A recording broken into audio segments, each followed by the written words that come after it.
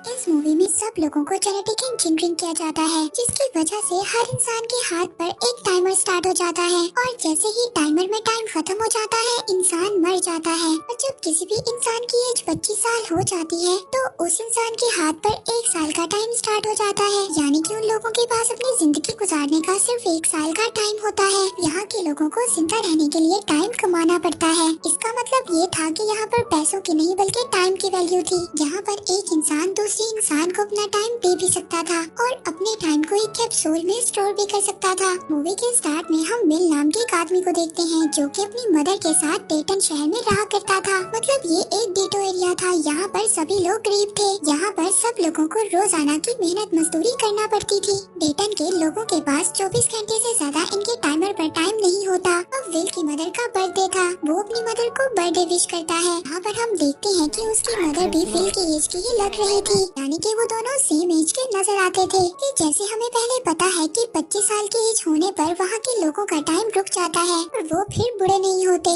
बल्कि उन्हें यहाँ पर टाइम कमाकर जिंदा रहना पड़ता है। अब विल की मदर विल को बताती है कि उसके पास सिर्फ 3 दिन है। विल की मदर उसको बताती है कि इलेक्ट्रिसिटी बिल और बैंक से लिया हुआ लोन सभी को उन्होंने 3 दिन के अंदर अंदर क्लियर करना है। ये सुनकर विल अपनी मदर को कहता है कि वो किसी फैक्ट्री में काम करेगा और वो ये सभी बिल्स को पे कर देगा। पर विल की मदर उसको मना कर देती है और कहती है कि आज वो ओवर टाइम करेंगी और वो घर भी देर से आएंगी। उसकी मदर ओवर टाइम कर कर इलेक्ट्रिसिटी के बिल और लोन भी देना चाहती थी क्योंकि उनके सर पर बहुत ज्यादा कर्जा था। वो अपने बेटे विल से ये भी कहती है कि वो कल रात को एक बस स्टैंड पर आकर मिले जहाँ पर वो दोनों उसका बर्थडे सेलिब्रेट करेंगे। विल की मदर जाने से पहले विल को आधे घंटे का टाइम देकर चली जाती है ताकि वो ब्रेकफास्ट वगैरह कर सके। नेक्स्ट सीन में हम विल को देखते हैं जो अपने काम पर जा रहा था। वहाँ पर उसको रास्ते में एक छोटी बच्ची मिलती है जिसका नाम माया था। वो अब विल से विल का थोड़ा सा टाइम मांगती है। विल माया को अपना 5 मिनट का टाइम उसके कैप्सूल में दे देता है। वो टाइम लेकर माया वहाँ से चली जाती है।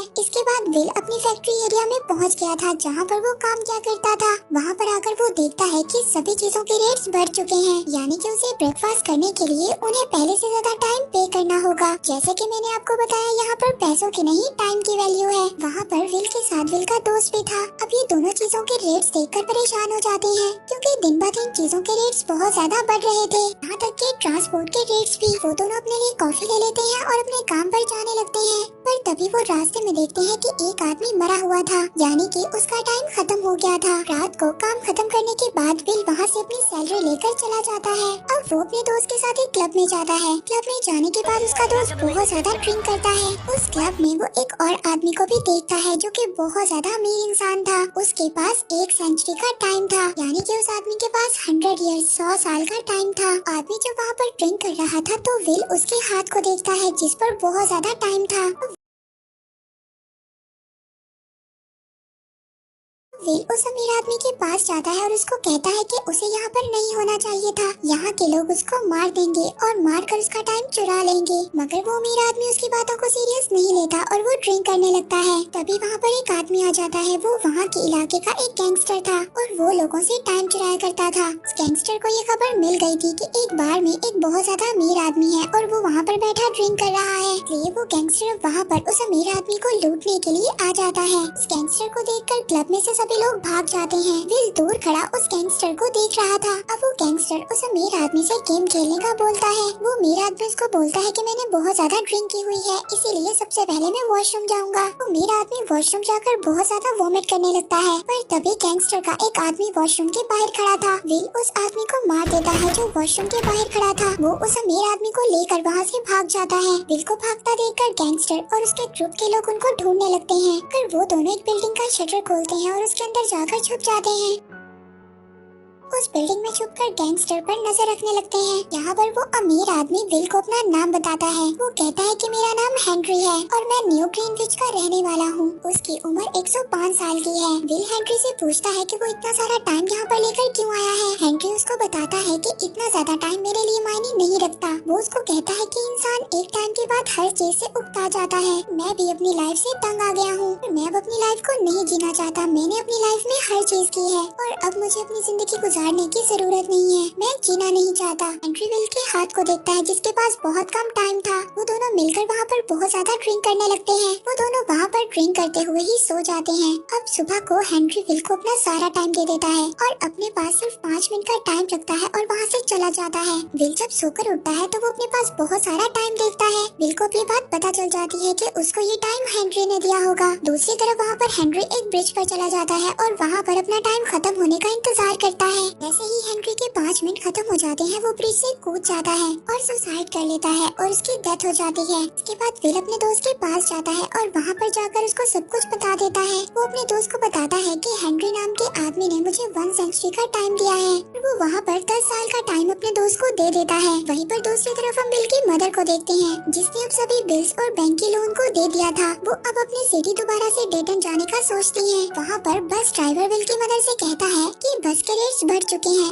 अब उनको 1 घंटे के बजाय 2 घंटे का टाइम देना होगा। और बिल की मदर के पास तो खुद सिर्फ 1.5 घंटे का टाइम था। उनको ये बात पता चल गई थी कि उनके पास बहुत कम वक्त है, इसीलिए अब वो अपने घर की तरफ भागने लगती हैं। और वहीं बिल बस स्टैंड पर अपनी मदर का इंतजार कर रहा था, लेकिन उस बस में उसकी मदर नहीं होती। अब वो अपनी मदर को ढूंढने के लिए वहाँ से चला जाता है। बिल की मदर अपने बेटे तक पहुँचने ही वाली थी, लेकिन उनका टाइम खत्म हो जाता है और उनकी डेथ हो जाती है। ये देख कर बिल बहुत ज्यादा रोता है क्योंकि उसके पास तो 100 साल का टाइम था, लेकिन फिर भी वो अपनी मदर को नहीं बचा सका। दरअसल विल अपनी मदर को लेकर हमेशा के लिए ग्रीन बीच में जाकर रहने वाला था और उसने ये सोचा हुआ था कि ग्रीन बीच जाकर वो और उसकी मदर एक बहुत अच्छी लाइफ गुजारेंगे। दूसरी तरफ वहीं पर इन्वेस्टिगेशन होती है जहाँ पर हेनरी ने ब्रिज से सुसाइड किया था। वहाँ पर टाइम कीपर्स आ जाते हैं। दरअसल ये टाइम कीपर्स पुलिस की तरह ही होते हैं। वहाँ पर आकर इन्वेस्टिगेशन करते हैं। इन टाइम कीपर्स का काम भी क्राइम को रोकना होता है ताकि कोई भी टाइम की चोरी ना कर सके और सभी एक ऑर्डर में रह सके। टाइम कीपर्स वहाँ पर सीसीटीवी फुटेज चेक करते हैं, लेकिन उनको कुछ भी नहीं मिलता।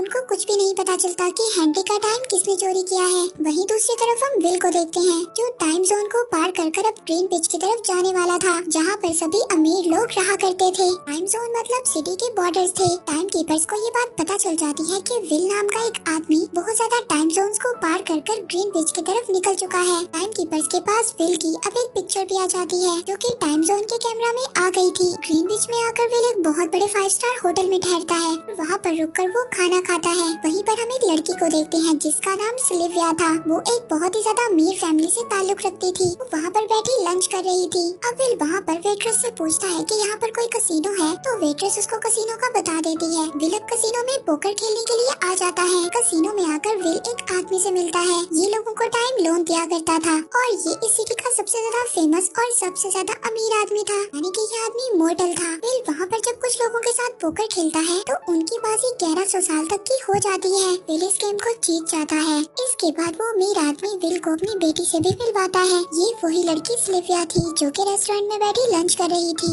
विल को अपने घर पर पार्टी पर इनवाइट करती है। विल पार्टी में जाने के लिए एक शानदार गाड़ी खरीदता है और उसमें बैठकर पार्टी में जाता है क्योंकि विल के पास तो बहुत सारा टाइम था और वो टाइम देकर बहुत कुछ खरीद सकता था।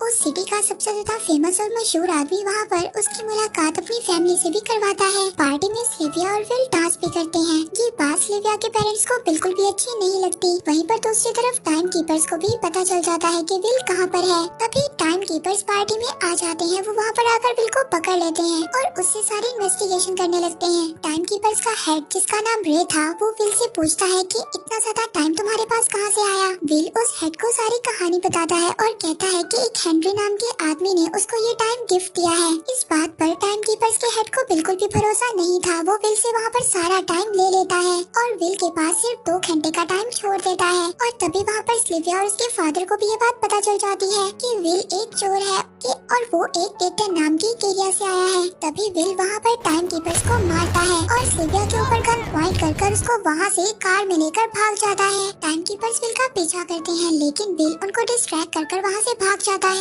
सिल्विया विल से कहती है कि मुझे तुम पर ट्रस्ट नहीं करना चाहिए था, मुझे अपने फादर की बात माननी चाहिए थी। तभी विल सिल्विया को बताता है कि तुम्हें नहीं पता, डेटन एरिया में जो कि विल का एरिया था, वहाँ पर लाखों लोग टाइम की वजह से मर जाते हैं। ये सब कुछ उसके फादर की वजह से होता है, जो कि लोगों को इंटरेस्ट पर टाइम देते हैं। पर तभी उनकी गाड़ी के नीचे कुछ आ जाता है, जिसकी वजह से उनकी गाड़ी के टायर पंचर हो जाते हैं और उनकी गाड़ी पलट कर गिर जाती है। ये दोनों एक्सीडेंट की वजह से बेहोश हो जाते हैं। वहीं पर वही गैंगस्टर आ जाता है जो विल का पीछा कर रहा था। वो वहाँ पर आकर विल के टाइम को चेक करता है, जिसके पास सिर्फ 2 मिनट का टाइम था। के बाद वो सिल्विया के हाथ पर टाइम को चेक करता है, जिसके पास बहुत सारा टाइम था। वो गैंगस्टर सिल्विया के टाइम को चुरा लेता है। पर तभी वहाँ पर वो गैंगस्टर जब पुलिस के सायरन की आवाज सुनता है तो वो वहाँ से भाग जाते हैं। अब जब उन दोनों को होश आता है तो सिल्विया अपने टाइम को देखकर बहुत ज्यादा हैरान हो जाती है। अब विल अपने दोस्त के घर जाता है, जिसको उसने 10 साल का टाइम दिया था। पर तभी उसकी वाइफ विल को बताती है कि जब तुमने उसको 10 साल का टाइम दिया था तो इसी खुशी की वजह से उसने बहुत ज्यादा शराब पी ली थी